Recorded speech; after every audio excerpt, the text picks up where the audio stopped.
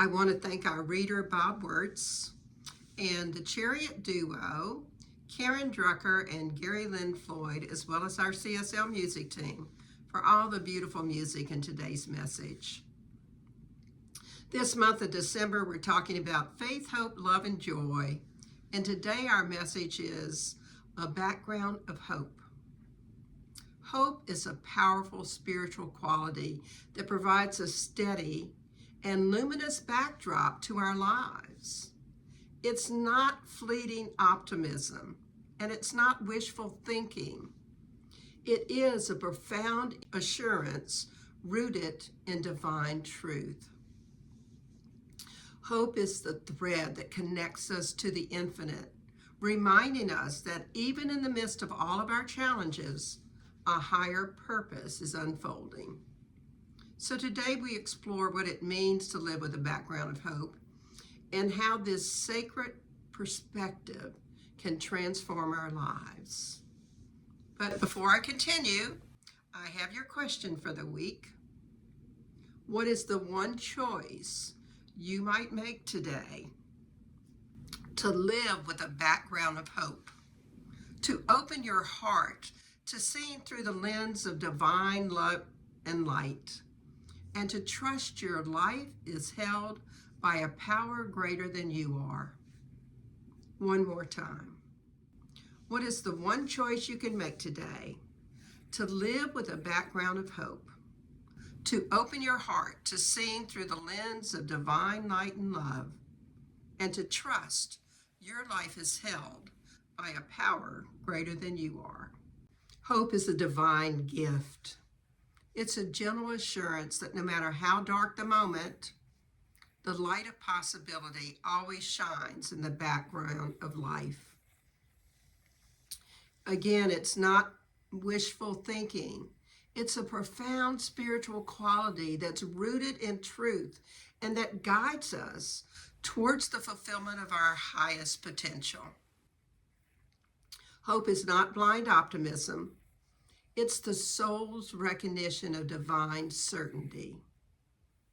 Yes, certainty that all is in divine order. A Course in Miracles reminds us, those who are certain of the outcome can afford to wait and wait without anxiety. Hope emerges when we trust in divine order, knowing that everything is unfolding for our good, even when we can't see the full picture. When we carry a background of hope, we create space for miracles. Hope allows us to look beyond appearances and recognize that the challenges we face are temporary steps towards our spiritual growth. You know, our philosophy teaches that our thoughts shape our experiences, and hope is the first step in aligning our minds with divine truth. With hope in the background of our consciousness, we open ourselves to the creative power of spirit. Ernest Holmes in The Science of Mind wrote this: "Hope is good, it is better than despair, but faith is better than hope, for it is active and affirmative." I actually agree with most of that, but I think that hope is really important. Because what Holmes is telling us is that hope is a starting point. It's that spark that can ignite our faith. And while faith may be the full realization of truth, hope is its beginning.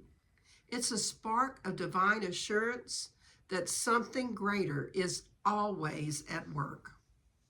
When we cultivate hope, we create a fertile ground for faith to grow. Hope plants the seed of possibility in our minds, and it allows us to envision a future where all things are possible. You know, without hope, many people just give up. Holmes teaches us the law of mind responds to our thoughts, no matter what they may be. When we hold hope in our consciousness, we activate that creative power of spirit that lives within us. This hopeful energy then can inspire us to take action and speak words that are affirmative and align with the truth of abundance and possibilities in whatever situation we might be facing. Hope doesn't deny the reality of difficulties, but it does affirm the presence of light, even in the darkness of times. It's a quiet strength that carries us through moments of uncertainty, grounding us in the peace that surpasses understanding. Living with a background of hope means that even in challenging times, we consciously choose thoughts that uplift us and empower us. It's the practice of seeing the glass as not only half full, but overflowing with divine potential. Desmond Tutu once said this: hope is being able to see that there is light despite all the darkness. Hope is a gentle reminder that we're never alone. It whispers that the divine presence is always at work, guiding us towards solutions, towards healing, and towards our own transformation. Hope encourages us to keep moving forward, even when we're faced with challenges. With hope, we actually begin to see life through the lens of divine light and love. We learn to release the need to see the entire path and instead place our hope in the unfolding journey. I don't know about you, but it's been rare in my life that I've been able to see the whole road. Hope becomes a steady companion, and it guides us step by step towards solutions. It's a creative force, and it propels us to imagine and work toward a better world. As in our reading, sometimes we must look beyond appearances. Hope reminds us that our spiritual vision has the power to transform individual and collective realities. Martin Luther King Jr. once proclaimed this: we must accept finite disappointment, but never lose infinite hope. Hope is not naive. It acknowledges the reality of setbacks and holds steadfastly to the vision of what is possible. It's the refusal to give in to despair, even in the face of great difficulties. We all know life is not without its difficulties, but hope can transform them for us and teach us how to respond to them. When we embrace hope, we embrace that there's a power greater than you or myself that is really running the show, so to speak, and has all the answers. Holmes reminded us, no matter what the experience, there is a place within which knows no defeat. I've always loved that concept that there's a place within me that has never been touched by disappointment or defeat, and that the essence of me, my divinity, lives beneath the surface of all of those veils that I might have installed on top of that divinity. Hope connects us to that inner place of strength, and it empowers us to face challenges with grace and with resilience. It doesn't deny the reality of pain or struggle. It reminds us that these experiences are temporary and that divine love is always present to guide us through. With hope, we can face any storm, knowing that the sun is going to shine again. And yet, hope is more than a feeling. It's a spiritual foundation, and it carries us through life.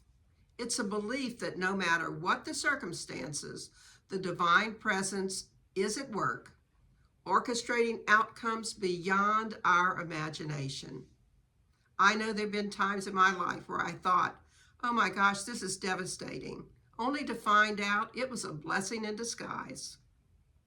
Hope gives us strength, faith, resilience, and anchors us in the truth that we are deeply loved and we are eternally supported.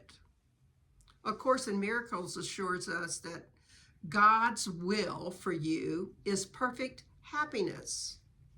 And hope is the beacon that guides us towards this truth, illuminating our path with love and grace. There was a small village in a barren desert, and there was this elderly woman, and she was named Amina. She was renowned for her unwavering spirit and her deep connection to the land. Well, a devastating drought swept across the region. The only fertile fields turned to cracked earth, and it left the villagers in despair. Crops withered and livestock started to perish, and the well that sustained them almost ran dry. And it was casting a heavy shadow of hopelessness in their community. Amina, though deeply affected by this hardship, refused to let her spirit break. She would often sit by the well, her weathered hands clasped in prayer, whispering ancient chants to the sky. The villagers witnessed her steadfast faith, but they began to doubt if even her prayers could bring rain to their desolate land. And it was one scorching afternoon, as the sun was coming down mercilessly, and Amina's granddaughter, Yasmin, approached her with eyes filled with tears. She was reflecting the desperation of her people. "Grandma Amina," she said, "will it ever rain again? Is there any hope left?" Well, Amina looked at Yasmin and took her by the hand and said, "Child, hope is not dependent on what we see, but on what we believe. Even when the skies are dark, the seeds beneath the soil are still waiting for the rain to sprout life anew." And then she took Yasmin to this small hidden corner of the village where a single delicate wildflower had managed to bloom amidst the arid ground. "See this flower, Yasmin," she said. "It's found a way to thrive even in the harshest conditions. And our spirits, too, can find strength in the smallest of things." Well, inspired by her grandmother's word, Yasmin began to share the story of the resident flower and how resilient it was with the other children in the village. And eventually the children shared that with their parents and noticed that there were small signs of hope. Dewdrops showed up on leaves. There might have been a lone bird singing in the distance, or another tiny sprout pushing through that cracked earth. So hope spread. And as the villagers began to focus on these small acts of resilience, a subtle shift started to occur in the community. They began to work together to conserve what little water they had left. They started sharing seeds and the knowledge to nurture even the smallest chance of growth. And slowly, almost miraculously, a few dark clouds gathered on the horizon. One evening, as the village gathered around the well, a gentle breeze swept through the air and carried on it that scent of rain. And then the first drops fell. They were light at first, but they steadily transformed into a downpour, and it washed over all the parched lands, and it was filling back up their well, and the villagers rejoiced. They had tears of gratitude mixing with the rain on their face. And Amina standing amidst the joyous crowd, looked up at the sky and whispered, "You see, Yasmin, even when hope seems lost, it can blossom in the most unexpected places." So be like Yasmin. Share that little bit of resilience of hope with people who might need it. So if hope is a spiritual quality, then to cultivate it, we need to make it a daily practice. We can cultivate hope in many ways in our daily lives, and here are a few suggestions. You can take or leave them, but maybe something will strike your fancy. Meditate on the light within. Connect with that divine light that resides in your heart. We read in A Course in Miracles, light cannot enter where it is not welcome, but it cannot stay away from anywhere it is welcomed gladly. So invite that light of hope into your heart and mind. Welcome it. Take time each day to center yourself in the presence of Spirit. Because as Home tells us, in the silence of the soul, we meet the eternal peace of the Spirit. So I invite you to take some time to meditate and connect with that divine energy of hope and allow it to fill up your heart. Another thing you can do is affirm your good every day. Speak words of hope throughout your day. You might want to use an affirmation. Here are a couple you might try. How is it I so easily trust in the infinite goodness of God, knowing all is unfolding perfectly?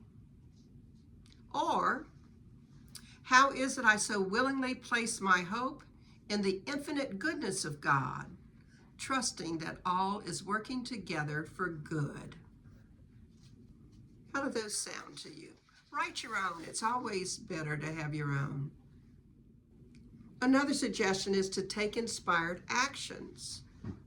When we take small steps, such as reaching out to a loved one, start a new project that you're enthused about, or simply go out and do some random acts of kindness.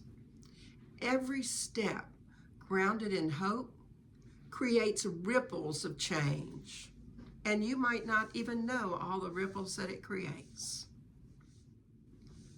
Another way we can cultivate hope is to acknowledge and release any fears or doubts we have. It's important for us to trust in the order of life. And as we release our fears into that loving care of Spirit, replace them with the assurance that hope provides, that Spirit orchestrates all things for our good. So not just letting go of the fear, but replacing it with something positive. So let me end with this important fact. Hope is not only a personal practice, it's a gift we share with the world. A Course in Miracles taught us that your function is to be the light of the world. And when we live with a background of hope, we inspire others to do the same. Our hopeful energy becomes a beacon of light, lifting the spirits of those around us. Imagine what the world would look like if we all carried hope as our background. I think wars would cease and fear would dissolve and love would reign supreme. That's the power of collective hope. It creates that ripple effect, and the ripple effect creates more peace and more possibilities. And I know that that's a world I'd love to live in. How about you? Hope is our guide to oneness. It's a steady background that leads us to peace, joy, and divine fulfillment. So let's be the ones that carry into our hearts and our minds and our lives hope, trusting that the best is yet to come.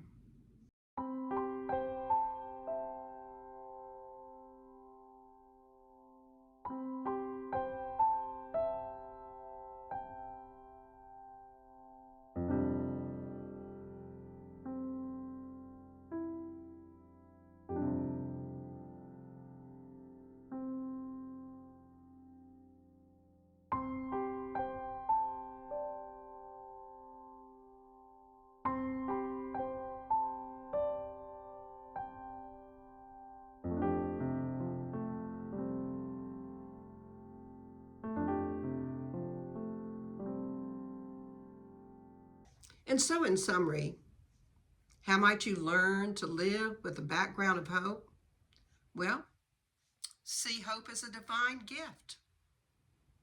Know the light of possibility is always present.